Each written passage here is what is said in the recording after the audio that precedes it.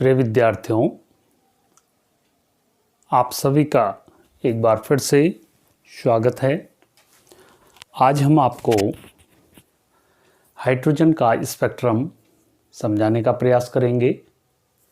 आइए आज हम समझते हैं हाइड्रोजन का स्पेक्ट्रम। देखिए, हमने आपको स्पेक्ट्रम के संबंध में पीछे बताया और उसी कड़ी में हाइड्रोजन का स्पेक्ट्रम क्या होता है, इस बारे में सबसे पहले बामर ने हाइड्रोजन के स्पेक्ट्रम को खोजा और ये पाया कि किसी काली पृष्ठभूमि पर हाइड्रोजन के स्पेक्ट्रम में अनेक चमकीली रेखाएं देखने को मिलती है, जिनकी चमक और जिनके बीच की दूरी एक सिरे से दूसरे सिरे की तरफ जो है घटती जाती है। जैसे कि आप इसमें देख रहे होंगे, यद्यपि मैंने ये काला बना रखा है लेकिन ये चमकीली रेखाएं हैं। तो आप देख रहे होंगे सबसे किनारे जो रेखा है वो सबसे चौड़ी है, यानी सबसे ज़्यादा चमकीली है। फिर जैसे जैसे इसको हम दाहिने हाथ की तरफ बढ़ते हैं तो वैसे वैसे इनकी चमक और इनके बीच की जो दूरी होती है वो घटती जाती है। इस प्रकार से बामर वैज्ञानिक है, इनको एच अल्फा, एच बीटा और ऐसे एच गामा, एच डेल्टा और ऐसे इनका नाम दिया। और साथ ही इनकी तरंग दैर्ध्य को ज्ञात करने के लिए एक फॉर्मूला दिया, 1/λ इज इक्वल टू r 1/2 का स्क्वायर माइनस 1/n स्क्वायर, जहाँ पर n बराबर 3, 4, 5 ऐसे जो है होता है। ठीक है, अगर हम इसकी तरंग दैर्ध्य को निकालें, यानी सबसे छोटी तरंग दैर्ध्य को निकालें, यानी n बराबर जब 3 रखेंगे उसी स्थिति में तरंग दैर्ध्य को निकालें, और n बराबर जब हम आगे इन्फिनिटी रखेंगे, अनंत रखेंगे, तो ऐसी स्थिति में अगर तरंग दैर्ध्य को निकालें तो हमारे पास लैम्डा मिनिमम जो आता है और लैम्डा मैक्सिमम की जो वैल्यू आती है, हम देखते हैं लैम्डा मिनिमम की जो वैल्यू आती है ये लगभग 3500 या दृश्य प्रकाश की रेंज में हमको देखने को मिलती है। 3646 एंगस्ट्राम और अधिकतम जो वैल्यू आती है 6563 एंगस्ट्राम। तो ये जो तरंग दैर्ध्य परास है ये दृश्य प्रकाश का तरंग दैर्ध्य परास है, यानी ये जो प्रकाश है हाइड्रोजन का स्पेक्ट्रम है वो दृश्य क्षेत्र में पड़ रहा है बामर के हिसाब से। लेकिन बाद की रिसर्च में अनेक वैज्ञानिकों ने जब इसमें काम किया तो उन्होंने पाया कि हाइड्रोजन का जो स्पेक्ट्रम होता है उसमें एक प्रकार से बामर श्रेणी के साथ साथ उसमें अनेक रेखाएं ऐसी भी है जो कि दृश्य क्षेत्र के साथ साथ पराबैंगनी क्षेत्र में भी पड़ती है और साथ साथ में अवरक्त क्षेत्र में भी पड़ती है। तो जो पराबैंगनी क्षेत्र में पड़ती है उनको लाइमन श्रेणी कहा गया, लाइमन ने उनको खोजा। और जो अवरक्त भाग में पड़ती है वो 3 प्रकार की श्रेणियां हैं, 3 प्रकार की रेखाएं हैं, जिनको हम बोलते हैं पासन, ब्रैकेट और फुंड। कहने का मेरा मतलब ये है कि जैसे इसको अगर हम आगे बढ़ाएं तो ये था हमारा बामर श्रेणी, ये दृश्य क्षेत्र में हो गई। और बाद में जब रिसर्च हुई, इसके बाद में जब रिसर्च हुई तो लाइमन जो श्रेणी होती है ये पराबैंगनी भाग में होती है और पाशन श्रेणी, ब्रैकेट श्रेणी और फुंड श्रेणी, ये जो 3 श्रेणियां होती है ये हमारी पड़ती अवरक्त भाग। तो कहने का मतलब ये है, अब हाइड्रोजन के स्पेक्ट्रम में केवल बामर श्रेणी नहीं है बल्कि बामर के साथ साथ पराबैंगनी लाइमन श्रेणी भी होती है और पाषाण ब्रैकेट और फुंड कर्म की जो श्रेणियां हैं, रेखाएं हैं, वो अवरक्त क्षेत्र में भी पड़ती हैं। अब अगर कोई भी स्पेक्ट्रम की किसी भी रेखा की तरंगदैर्ध्य अगर हम निकालना चाहें तो हम उसको कैसे निकालते हैं? क्योंकि देखिए, किसी भी पदार्थ के परमाणु का किसी भी ऊर्जा स्तर में जब वो होता है तो उसकी एनर्जी को निकालने का जो फॉर्मूला होता है वो होता है En - RHc/n²। और जब किसी पदार्थ के परमाणु को एक उपयुक्त ऊर्जा का फोटॉन मिल जाता है, यानी उसको एक निश्चित ऊर्जा मिल जाती है, तो वो उस ऊर्जा को अवशोषित करके उस ऊर्जा स्तर से, जैसे यहाँ पर अगर माना कोई परमाणु है, यहाँ से वो अवशोषित करके उच्च ऊर्जा स्तर में चला जाता है और फिर वहाँ 10⁻⁸ सेकंड रहने के बाद वो फिर निम्नतम ऊर्जा स्तर में आ जाता है। तो जिस समय वो निम्नतम ऊर्जा स्तर में आता है तो उस समय वो एक प्रकाश फोटॉन के रूप में ऊर्जा का उत्सर्जन करता है। और इस प्रकाश फोटॉन की जो तरंगदैर्ध्य होगी तो जिस रेंज में पड़ेगी तो उसी श्रेणी की आपको स्पेक्ट्रम लाइन जो है देखने को मिलेगी, या लाइमन श्रेणी है, या दृश्य क्षेत्र में है, या अवरक्त क्षेत्र में है। ठीक है, तो पहले हम निकालेंगे कि वो फॉर्मूला कैसा होता है, तरंगदैर्ध्य निकालने के लिए कैसे वो फॉर्मूला होता है। तो मान लीजिए किसी क्षण कोई प्रकाश का परमाणु n1 ऊर्जा स्तर में है, तो तब ये फॉर्मूला क्या हो जाएगा, RHc/n1²। अगर ट्रांजिशन के उत्तेजित होकर के n2 में ही चला जाता है तो En2 = -RHc/n2² हो जाएगा ये। ठीक है, तो ऊर्जा का अंतर डेल्टा E बराबर क्या हो जाएगा, डेल्टा E बराबर हमारा हो जाएगा En2 - En1 हो जाएगा। डेल्टा E = -RHc/n2²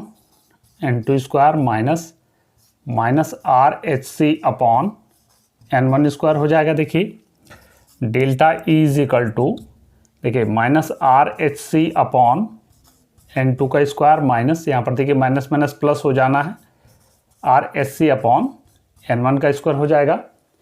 फिर अगर मैं इसको थोड़ा और आगे बढ़ाऊँ तो देखिए ये हमारे पास क्या हो जाएगा, ये कुछ इस ढंग से ये ले लेगा। डेल्टा E की जगह मैं hν लिख दूँ, प्रकाश फोटॉन की ऊर्जा है, और यहाँ से RHc मैं कॉमन ले लाऊँ तो हमारे पास ये क्या बच जाएगा, पॉजिटिव वाले को पहले लिख दे रहे हैं तो 1/n1 - 1/n2² हो जाएगा।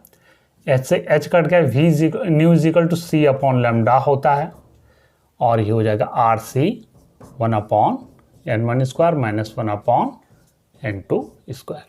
तो यहाँ से c से c कट गया तो 1/λ = R 1/n1² - 1/n2²। तो देखिए, किसी भी संक्रमण में, चाहे वो लाइमन श्रेणी हो चाहे बामर श्रेणी हो,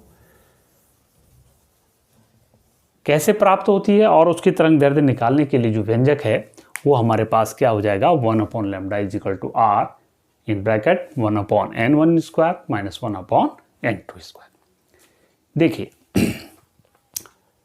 अगर हम अब इसमें बात करते हैं, सामान्यतः किसी भी पदार्थ के परमाणु, अब यहाँ पर हम केवल हाइड्रोजन की बात कर रहे हैं, हाइड्रोजन के जो परमाणु होते हैं निम्नतम ऊर्जा स्तर में होते हैं, n = 1 में होते हैं, और जब इनको कुछ उचित ऊर्जा का फोटॉन मिल जाता है तो ये परमाणु यहाँ से उठ करके या तो n = 2 में चले जाएंगे, या n = 3 में चले जाएंगे, n = 4 में चले जाएंगे, n = 5 में चले जाएंगे, और ऐसे किसी भी उच्च ऊर्जा स्तर में वो चले जाते हैं।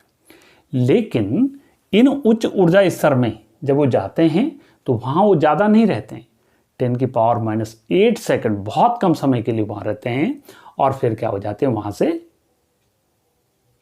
निम्न ऊर्जा स्तर में आते हैं। यानी निम्न ऊर्जा स्तर में माने उनका आने का, जैसे n = 2 से n = 1 में भी आ सकते हैं। अगर वो n = 3 में गए तो n = 3 से वो n = 2 में भी आ सकते हैं, n = 1 में भी आ सकते हैं, n = 4 से वो n = 1 में भी आ सकते हैं, n = 2 में भी आ सकते हैं, n = 3 में भी आ सकते हैं। तो अगर जो परमाणु निम्नतम ऊर्जा स्तर से उचित ऊर्जा का फोटॉन लेकर के उच्च ऊर्जा स्तर में चले गए और वहाँ वो 10⁻⁸ सेकंड रहने के बाद यदि वो परमाणु n=1 में आते हैं, यानी n=2 से n=1, n=3 से n=1, n=4 से n=1, n=5 से n=1 में आते हैं, तो इनके संगत जो हाइड्रोजन का स्पेक्ट्रम दिखाई देगा तो वो लाइमन श्रेणी का स्पेक्ट्रम दिखाई देगा। और इसकी तरंग दैर्ध्य को निकालने का लाइमन श्रेणी जो फॉर्मूला हो जाएगा 1/λ = r 1/1 का स्क्वायर माइनस 1/n का स्क्वायर। और यहाँ पर n बराबर क्या हो जाएगा 2, 3, 4, क्योंकि यहाँ से 2 से संक्रमण शुरू होना, 2 से 1, 3 से 1, 4 से 1, 5 से 1, 6 से 1, ऐसे करके ये हो जाएगा। ठीक है।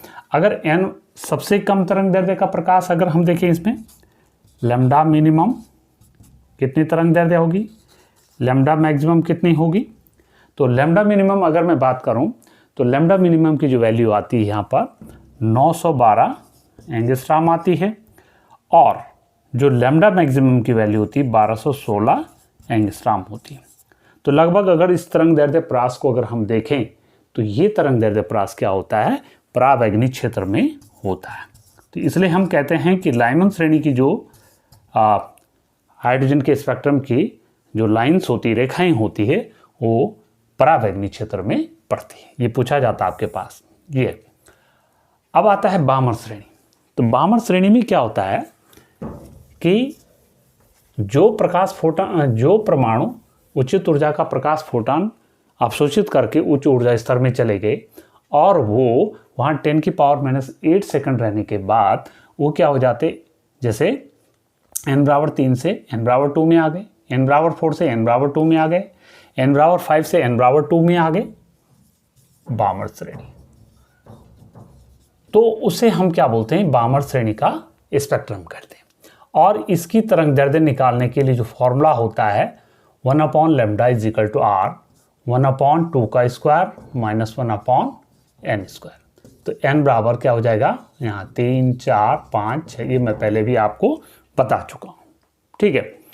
ऐसे ही इसकी अगर हम तरंग दैर्ध्य निकालें, लैम्डा मिनिमम और लैम्डा मैक्सिमम की वैल्यू अगर हम निकालना चाहें, then we can get lambda minimum and lambda maximum, यानी न्यूनतम तरंग दैर्ध्य और अधिकतम तरंग दैर्ध्य अगर हम निकालें तो ये हमारे पास आ जाएगा 3646 एंगस्ट्रॉम, क्योंकि मैंने कैलकुलेट करके रखा हुआ है, और ये हो गया 6563 एंगस्ट्रॉम। तो तरंग दैर्ध्य का ये जो परास है, ये जो रेंज है, तो ये लगभग दृश्य क्षेत्र में पड़ती है। तो कहने का मतलब ये है कि जो हमारी बामर श्रेणी होती है वो क्या पड़ती है, दृश्य क्षेत्र में पड़ती है। परीक्षाओं में पूछा जाता है कि कौन सी हाइड्रोजन की स्पेक्ट्रल लाइन दृश्य क्षेत्र में पड़ती, कौन सी परावैगनी क्षेत्र में पड़ती और कौन सी अवरक्त क्षेत्र में पड़ती, ये आपको ध्यान रखना है। चलिए, तीसरे नंबर का जो हमारे पास है श्रेणी वो है पाषाण श्रेणी। तो इसमें भी वही है कि जो प्रकाश फोटॉन अवशोषित करके परमाणु उच्च ऊर्जा स्तर में चले गए और वो n=4 से n=3 पे समाप्त होते हैं, n=5 से n=3, n=6 से n=3, ये देख रहे होंगे आप, n=4 से n=3, n=5 से n=3, n=6 से n=3। तो जो ये होंगे इसे हम क्या बोलेंगे, पाषाण श्रेणी कहेंगे। और इनकी तरंग दैर्ध्य के लिए व्यंजक 1/λ = r 1/3 का स्क्वायर माइनस 1/n स्क्वायर। और यहाँ पर क्या हो जाएगा, n बराबर ये आ जाएगा 4, 5, 6, माने एक बढ़ के। ऐसे जो है इसकी हम लैम्डा मिनिमम और लैम्डा मैक्सिमम भी निकाल सकते हैं, लेकिन इनकी जो तरंग दैर्ध्य का जो परास आता है वो अवरक्त भाग में पड़ता है, आप देखेंगे। ऐसे ही चौथा आता है ब्रैकेट श्रेणी। इसकी तरंग दैर्ध्य के लिए भी व्यंजक उसी प्रकार से r 1/4 का स्क्वायर माइनस 1/n स्क्वायर। और ये क्या हो जाएगी, n बराबर 5, 6, 7, 8 ऐसे करके। यानी यहाँ पर जो संक्रमण होगा n बराबर 5 से n बराबर 4, n बराबर 6 से n बराबर 4 देख लो यहाँ पर, ये देखो n बराबर 5 से 4, n बराबर 6 से 4, n बराबर 7 से 4, n बराबर 8 से 4 और ऐसे करके आगे चलता जाएगा। तो ये ब्रैकेट श्रेणी हो जाएगी। इसकी भी लैम्डा मिनिमम और लैम्डा मैक्सिमम हम निकाल सकते हैं। ऐसे 5वें नंबर का आता है फुंड श्रेणी। तो बेटा इसकी भी तरंग दैर्ध्य के लिए बन जाए 1 lambda is equal to R 1/4 का स्क्वायर माइनस 1/5 का स्क्वायर माइनस 1/n स्क्वायर। तो ये क्या हो जाएगा यहाँ पर n बराबर 6, 7, 8, 9। तो यानी यहाँ पर जो संक्रमण होगा n बराबर 6 से n बराबर 5 में होगा। देख लीजिए, ये देखो इस n बराबर 6ठा नंबर है, n बराबर 6 से n बराबर 5, n बराबर 7 से n बराबर 5, n बराबर 8 से n बराबर 5। तो इस प्रकार की जो श्रेणी होगी उसे हम क्या बोलेंगे, फुंड श्रेणी कहेंगे। और इसकी भी हम लैम्डा मिनिमम और लैम्डा मैक्सिमम निकाल सकते हैं। और हम देखेंगे कि इसकी जो तरंग दैर्ध्य प्रास होता है वो कहाँ पड़ेगा, आपका अवरक्त क्षेत्र में पड़ेगा। तो फाइनली हम ये कह सकते हैं लाइमन श्रेणी पराबैंगनी भाग में, बामर श्रेणी दृश्य भाग में और पाषाण ब्रैकेट फुंड जो श्रेणी होती है अवरक्त भाग में हाइड्रोजन स्पेक्ट्रम की पड़ती। तो मुझे लगता है कि आप हाइड्रोजन स्पेक्ट्रम को समझ गए होंगे। चलिए मिलते हैं फिर आगे नई वीडियो के साथ, तब तक के लिए आप सभी का धन्यवाद।